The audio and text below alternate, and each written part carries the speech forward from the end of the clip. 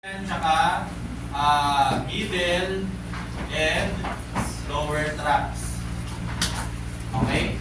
So pag naka-forward head kayo, expected na mahina ang deep neck flexors ninyo at yung counter cross niya na ito, thoracic erector spinae, taga-extend ng thoracic, no? Mahina siya, nakano siya. Yung scapula niyo, di ba, pag naka-normal standing dapat chest out, pero dahil ganyan kayo, mahina ang rhomboids, no? Or retractors, walang humihila pa retract. Okay? So sila yung magka-cross na mahina. Okay? Sa kabilang side, ayan, ito naman yung type na side. Okay? So sino yung type dito?